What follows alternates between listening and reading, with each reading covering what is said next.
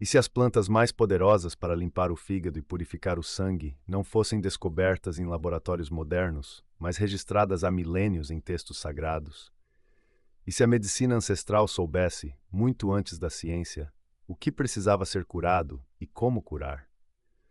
Ao longo dos próximos minutos, você vai conhecer 7 plantas mencionadas na Bíblia que a pesquisa científica atual reconhece como agentes reais de desintoxicação hepática e renovação sanguínea. Não estamos falando de mitos. Estamos falando de compostos bioativos, estudos clínicos e mecanismos celulares que explicam o que os antigos já praticavam por instinto ou por revelação. E antes de chegarmos à segunda planta da lista, que foi usada como remédio no Egito faraônico e hoje aparece em protocolos oncológicos de suporte, e a primeira, cujo princípio ativo é considerado um dos hepatoprotetores mais eficazes dados pela farmacologia moderna, vale dizer, nenhuma dessas plantas precisa de prescrição. Elas crescem na terra. Elas sempre cresceram. Vamos começar. A primeira planta desta lista é o cardo mariano, conhecido em latim como Silybum marianum. Embora sua menção mais direta na tradição hebraica apareça em referências a plantas espinhosas do deserto, estudiosos bíblicos e herboristas medievais associam essa planta ao período do Êxodo e às práticas de cura dos sacerdotes levíticos, que conheciam profundamente as ervas da região do Mediterrâneo e do Oriente Próximo.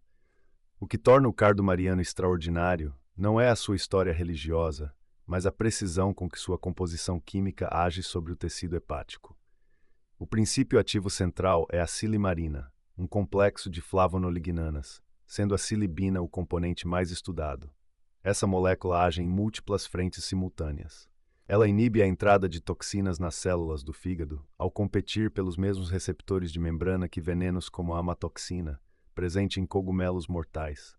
Em termos práticos, a silimarina funciona como uma espécie de bloqueador de porta, impedindo que substâncias nocivas penetrem os hepatócitos. Além dessa barreira, a silimarina estimula a síntese proteica nos hepatócitos danificados, acelerando a regeneração celular. Estudos publicados no periódico American Journal of Gastroenterology demonstraram reduções significativas nas enzimas hepáticas ALT e AST em pacientes com hepatite crônica tratados com extrato padronizado de silimarina. Um ensaio clínico com mais de 200 participantes registrou melhora histológica comprovada por biópsia. A planta não apenas protege, ela reconstrói. O segundo ativo relevante do cardo mariano é sua capacidade de elevar os níveis intracelulares de glutationa, o antioxidante endógeno mais poderoso produzido pelo próprio organismo. Com fígados comprometidos, a produção de glutationa cai drasticamente. A silimarina reverte esse processo, estimulando a expressão do gene que codifica a enzima gama-glutamil-cisteína sintetase. Em outras palavras, ela ativa o sistema de defesa que o próprio corpo já carrega, mas que o ambiente tóxico moderno constantemente suprime. A segunda planta é o alho, Allium sativum, e sua presença na narrativa bíblica é explícita e emocionalmente carregada. Em Números capítulo 11, o povo de Israel, ao vagar pelo deserto, lamenta com nostalgia os alimentos do Egito e entre eles menciona especificamente o alho. Essa referência não é apenas cultural. Ela revela que o alho era um alimento medicinal fundamental nas civilizações antigas, consumido pelos escravos egípcios como forma de sustentar a força física em condições extremas de trabalho. O composto sulfurado alicina, formado quando o alho é triturado ou cortado, é hoje um dos fitocompostos mais estudados em hepatologia. Pesquisas publicadas no Journal of Nutritional Biochemistry demonstraram que a alicina reduz o acúmulo de gordura no fígado ao inibir a expressão de genes lipogênicos, especialmente o SRBP1C, responsável pela síntese de ácidos graxos. Em modelos animais com doença hepática gordurosa não alcoólica, o extrato de alho reverteu parcialmente a esteatose em 8 semanas de suplementação contínua. No sangue, o efeito do alho é igualmente documentado. A alicina inibe a agregação plaquetária de maneira comparável ao ácido acetilsalicílico em doses baixas, sem os efeitos adversos gástricos. Ela também ativa a enzima óxido nítrico sintase endotelial, aumentando a biodisponibilidade do óxido nítrico nas paredes vasculares. O resultado é vasodilatação, redução da pressão arterial e melhora do fluxo sanguíneo nos sinusoides hepáticos, os pequenos canais que permitem ao fígado filtrar o sangue de forma eficiente.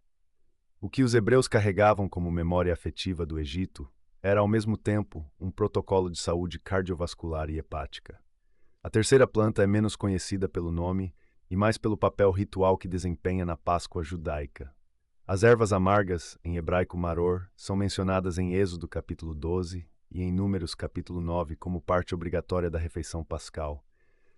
A tradição as associa ao sofrimento da escravidão, mas a escolha de plantas amargas para esse ritual revela um conhecimento funcional sobre digestão e depuração orgânica que a fitoquímica moderna só veio sistematizar no século XX.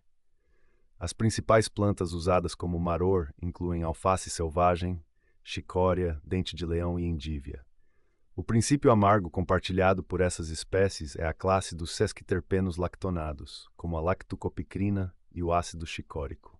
Esses compostos estimulam receptores amargos na mucosa oral e no trato digestivo, desencadeando uma cascata de sinais que aumenta a produção de bile pelo fígado e a secreção de enzimas digestivas pelo pâncreas. A bile é o principal veículo pelo qual o fígado exporta toxinas lipossolúveis para serem eliminadas pelo intestino. Sem fluxo biliar adequado, essas substâncias se acumulam. Estudos com extrato de chicória, publicados no periódico Food and Chemical Toxicology, demonstraram proteção hepática significativa contra danos oxidativos induzidos por tetracloreto de carbono, um modelo químico clássico de hepatotoxicidade aguda. O extrato elevou os níveis de superóxido dismutase e catalase, duas enzimas antioxidantes centrais do fígado, e reduziu a peroxidação lipídica nas membranas dos hepatócitos.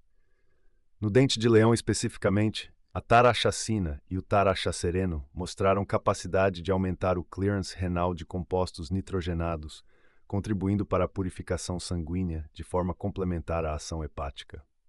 A quarta planta é a romã, Punica granatum, mencionada repetidas vezes no texto bíblico como símbolo de fertilidade, abundância e terra prometida. Em Números capítulo 13, os espias enviados por Moisés retornam da Canaã carregando romãs como evidência da riqueza da terra. Em Cânticos dos Cânticos, a romã aparece como metáfora de beleza e vitalidade. A concentração de referências a essa fruta no cânon bíblico sugere que seu valor ia além do simbólico. A casca e o suco da romã contêm um dos perfis antioxidantes mais densos já mensurados em alimentos.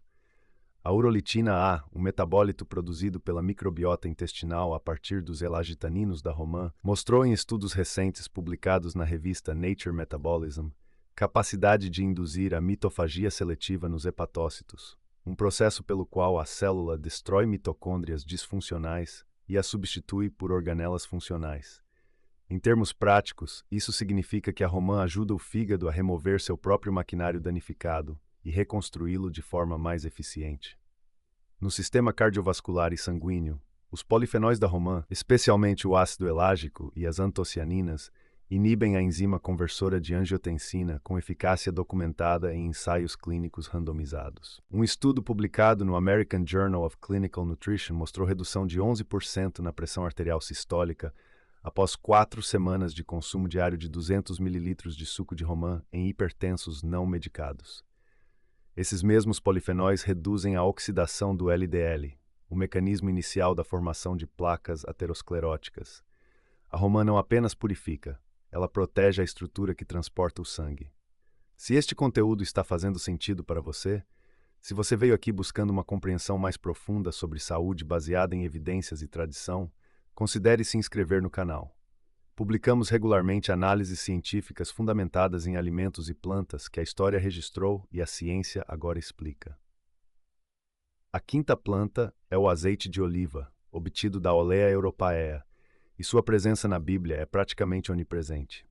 Do Gênesis ao Apocalipse, o azeite aparece como símbolo de cura, consagração e vida. Em Ezequiel capítulo 16 e em Levítico, o azeite é mencionado em contextos rituais que sugerem seu papel central na medicina sacerdotal. Na parábola do bom samaritano em Lucas capítulo 10, azeite e vinho são os medicamentos aplicados nas feridas do homem atacado, uma combinação que corresponde ao que hoje chamamos de antisséptico e anti-inflamatório. O composto mais estudado do azeite de oliva extra virgem é o oleocantal, um fenol que inibe as enzimas COX-1 e COX-2, da mesma forma que o ibuprofeno, mas sem os efeitos gástricos e renais adversos. Para o fígado, porém, o composto mais relevante é o ácido oleico, que representa entre 60% e 80% do perfil lipídico do azeite. Esse ácido graxo monoinsaturado regula positivamente o receptor nuclear PPAR-alfa nos hepatócitos, um regulador central do metabolismo lipídico que governa a oxidação de gorduras. Quando o PPAR-alfa está ativo, o fígado queima ácidos graxos em vez de acumulá-los, revertendo e prevenindo a esteatose hepática. Estudos epidemiológicos do projeto PREDIMED, um dos maiores ensaios clínicos sobre dieta mediterrânea já conduzidos, com mais de 7.000 participantes, demonstraram que o consumo regular de azeite de oliva extra virgem reduziu em 39% os marcadores inflamatórios hepáticos e diminuiu significativamente a incidência de doença hepática gordurosa não alcoólica ao longo de 5 anos. O hidroxitirosol, outro polifenol do azeite, mostrou capacidade de reduzir os níveis de triglicerídeos circulantes e melhorar a viscosidade sanguínea, facilitando a circulação pelos capilares hepáticos e periféricos. A planta mais ungida da Bíblia é também uma das mais documentadas pela farmacologia moderna. A sexta planta é o feno grego, Trigonella phoenum graecum, mencionado no Talmud e em escritos rabínicos como parte das ervas medicinais da tradição hebraica. Embora sua citação direta no cânon bíblico seja objeto de debate entre estudiosos, sua presença cultural e medicinal no mundo do Oriente Próximo Antigo é indiscutível. O papiro Ebers egípcio, datado de aproximadamente 1550 a.C., descreve o uso do feno grego para inflamações e problemas digestivos, e seu cultivo era comum nas regiões mencionadas nos textos sagrados. As sementes de feno grego contêm uma fibra solúvel única chamada galactomanana, que forma um gel viscoso no trato digestivo. Esse gel retarda a absorção de glicose e colesterol no intestino delgado, reduzindo os picos de insulina pós-prandiais e diminuindo o influxo de ácidos graxos para o fígado via veia porta. Em modelos de diabetes tipo 2, estudos publicados no European Journal of Clinical Nutrition documentaram reduções de 25% nos níveis de glicemia de jejum, com 4 gramas de extrato de sementes diárias por 8 semanas. Para o fígado especificamente, o alcaloide trigonelina e as saponinas esteroidais presentes no feno grego demonstraram atividade hepatoprotetora em estudos com animais expostos a hepatotoxinas. A trigonelina inibe a ativação das células estreladas hepáticas, que são os principais responsáveis pela fibrose no tecido do fígado. Quando essas células são ativadas cronicamente por inflamação, álcool ou toxinas, elas produzem colágeno em excesso, enrijecendo progressivamente o parênquima hepático. A inibição desse processo pelo feno grego representa um mecanismo antifibrótico com implicações diretas na prevenção da cirrose. O que o Oriente Próximo Antigo consumia como tempero e remédio cotidiano carregava uma molécula que a hepatologia moderna ainda busca replicar sinteticamente. A sétima e última planta desta lista é a folha de oliveira, e aqui é importante distingui-la do fruto e do azeite que já mencionamos, porque a folha possui uma composição fitoquímica distinta e igualmente extraordinária. A oliveira é a árvore mais simbólica de toda a Bíblia. No Gênesis capítulo 8, a pomba retorna a Noé carregando um ramo de oliveira, sinalizando o fim do dilúvio e o começo da restauração. Em Romanos capítulo 11, Paulo usa a oliveira como metáfora central da aliança entre os povos. Em Apocalipse capítulo 11, as duas testemunhas são descritas como as duas oliveiras. A oliveira não é apenas uma planta no texto bíblico, ela é uma teologia. O composto mais estudado da folha de oliveira é a oleuropeína, um secoiridóide com propriedades antimicrobianas, antivirais, anti-inflamatórias e hipoglicemiantes bem documentadas. Para o fígado, o mecanismo mais relevante identificado em estudos recentes é a ativação da via AMPK, uma enzima quinase que funciona como sensor energético celular. Quando a AMPK está ativa, ela suprime a produção hepática de glicose e estimula a captação de lipídios para a oxidação mitocondrial, reduzindo efetivamente o acúmulo de gordura no fígado. Um estudo publicado no Journal of Agricultural and Food Chemistry demonstrou que o extrato de folha de oliveira rico em oleuropeína reduziu em 42% a esteatose hepática em modelos de dieta hiperlipídica. No sangue, a oleuropeína age como um potente inibidor da agregação plaquetária e redutor da expressão de moléculas de adesão endotelial, as proteínas que permitem que células inflamatórias se fixem nas paredes dos vasos. Isso significa menor inflamação vascular sistêmica, menor risco de trombose e maior fluidez sanguínea. Um ensaio clínico conduzido na Universidade de Granada com pacientes hipertensos demonstrou que o extrato de folha de oliveira padronizado em oleuropeína produziu redução de pressão arterial comparável a um medicamento antihipertensivo de uso comum, porém sem os efeitos colaterais. A última planta desta lista é também uma das mais surpreendentes do ponto de vista farmacológico, justamente porque sua parte mais medicinalmente ativa, a folha, raramente aparece nas prateleiras, enquanto o fruto e o azeite recebem toda a atenção. 7 plantas, 7 mecanismos distintos e complementares. Silimarina regenerando hepatócitos, alicina bloqueando o metabolismo lipídico hepático, sesquiterpenos lactonados estimulando o fluxo biliar, urolitina renovando as mitocôndrias dos hepatócitos, oleocantal suprimindo a inflamação hepática sistêmica, galactomanana protegendo o fígado do excesso de carga metabólica, oleuropeína ativando os mecanismos celulares de limpeza energética. O que a Bíblia registrou como alimento, como tempero, como símbolo ritual e como metáfora espiritual, a bioquímica foi decodificando molécula por molécula, estudo por estudo, mecanismo por mecanismo. As civilizações antigas não tinham espectrômetros de massa, nem ensaios clínicos randomizados. Tinham observação, tinham tradição e tinham algo que raramente é acreditado nas revisões acadêmicas: precisão empírica acumulada ao longo de milênios. A ciência moderna não descobriu esses benefícios, ela os confirmou. Qual dessas 7 plantas mais surpreendeu você?